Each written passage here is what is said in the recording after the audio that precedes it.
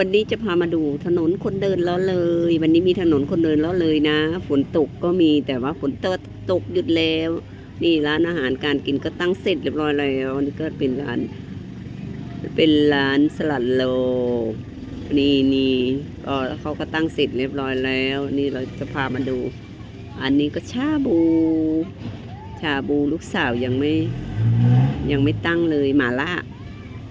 เป็นหม่าล่าชาบูเป็นหม่าล่าชาบูพี่น้องเนี่ยค่อยก็ไปซื้อกินให้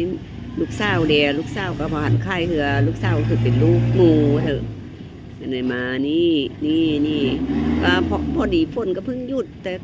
ละคนก็ตั้งร้านอันนี้เขาเก็บปักโม่กับผ่านตั้งร้านตั้งเลินเพิ่งมาจอดคือกันเนี่ยอันนี้ก็คือกันนะมาล้าคือกันแต่ไส้ก็อีสานมาแล้วก็เปิดค่ายเลยค่ายก็ยังบ่หันได้ค่ายจักแก้วหรือพี่น้องเอ้ยอันนี้ค่ายคอดไข่สูงเครื่องโอ้ยจะเม็นเว้าติดคัดอยู่นี่นะเนาะนี่น้ำเต้าหู้มันก็มาเรียบร้อยแล้วนะมีปลาโนโก้เป็นแต่เซฟแต่ค่อยกินบ่ได้เหรออันนี้ก็เมี่ยงคำก็บ่หันตั้งร้านจักร้านไข่ยังนะเป็นบ่เนี่ยมีแต่ร้านซื้อนี่ก็ผัดไทยนะผัดไทยมีผัดไทยมีไข่มีอันนี้ยังก็อันข้าวผันนะข้าวอื่นข้าวยังก็ข้าวผันไข่ข้าวผันไข่ข้าวม้วนไข่ม้วนโอ้ยเนาะอื่นกับบ่คือไข่ม้วนเนาะอันนี้ก็เป็นไส้กรอกก็เป็นแต่กินดูพวกหมูแดดเดียวห้องใหญ่อ้อยมีอาหารหลายอย่างอยู่ทอดมันกุ้งอันนี้ก็ลูกชิ้นนะข้างในมันก็หลายอาหารการกินก็ได้พี่น้องเอ้ยมาเดินเด้อมีอยู่อาหารการกินนะเนี่ยอันนี้ขายน้ำขายลูกชิ้นนะมีอาหารหลากหลายอย่างอยู่อันนี้ก็เปีย